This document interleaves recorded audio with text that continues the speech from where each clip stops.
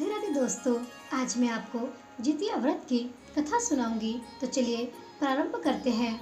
जितिया व्रत कथा कई रूपों में प्रस्तुत की जाती है, लेकिन इसका मूल उद्देश्य हमेशा संतान की लंबी आयु और उसके समृद्धि की कामना होती है। जितिया व्रत को जीवी पुत्रिका व्रत के नाम से भी जाना जाता है।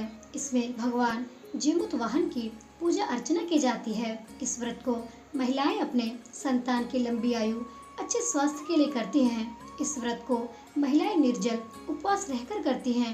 आइए जानते हैं जितिया व्रत की कथा। एक समय की बात है, किसी वन में एक चील तथा सियारिन रहती थी। चील तथा सियारिन में गहरी मित्रता थी। चील तथा सियारिन दोनों हर काम को मिल बांट के करती और प्रेम भाव से रहती थी।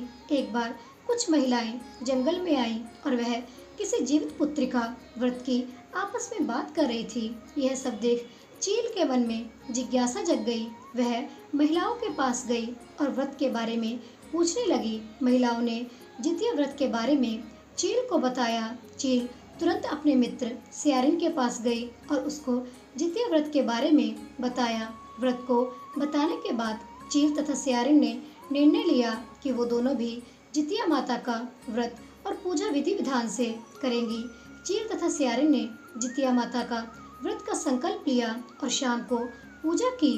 पूजा के बाद ही चील और सियारिन को भूख लगने लगी। सियारिन अपनी भूख बर्दाश्त न कर सकी और वह जंगल में जाकर शिकार करने चली गई। सियारिन जब मांस को खा रही थी, तब चील ने उसे देख लिया और व्रत तोड़ने के लिए सियारिन को बहुत डांटा, लेकिन चील ने अपना व्रत नहीं तोड़ा और वह सच्चे मन से जितिया व्रत को पूर्ण किया। अगले जन्म में सियारिन और चील का जन्म बहन के रूप में एक प्रतापी राजा के यहाँ हुआ। सियारिन का विवाह एक राजकुमार से तथा चील का विवाह राज्य मंत्री के पुत्र से हुआ।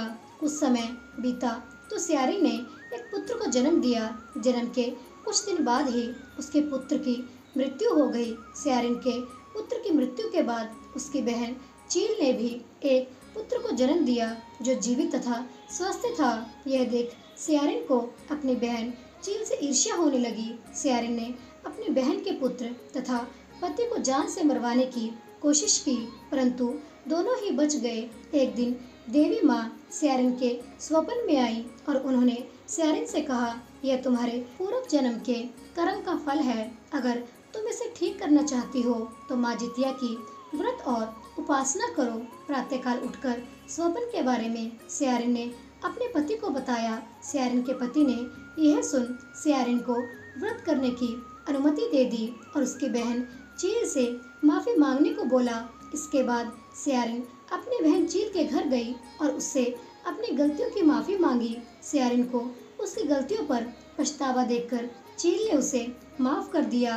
अगले साल जितिया व्रत पड़ा। यह व्रत सियारिन और उसकी बहन चील दोनों ने एक साथ रखा। माता जितिया सियारिन के व्रत से प्रसन्न हुई और उसको पुत्र प्राप्ति का आशीर्वाद दिया। कुछ दिनों बाद ही सियारिन ने एक सुंदर बालक को जन्म दिया। अब दोनों बहन प्रेम भाव से खुशी खुशी रहने लगी। तो दोस्तों, इस प्रकार जितिया व्रत कथा यहीं पर समाप्त होती है। प्रेम से बोलिए जितिया माता की जय। दोस्तों, अगर आपको यह कथा अच्छी लगी है तो कृपया जाने से पहले चैनल को सब्सक्राइब करना, कहानी को लाइक करना और शेयर करना मत भूलिएगा। आपका बहुत धन्यवाद होगा। मिलते हैं अगली कथा के साथ। तब तक के लिए आप सभी को मेरी तरफ से राधे राधे।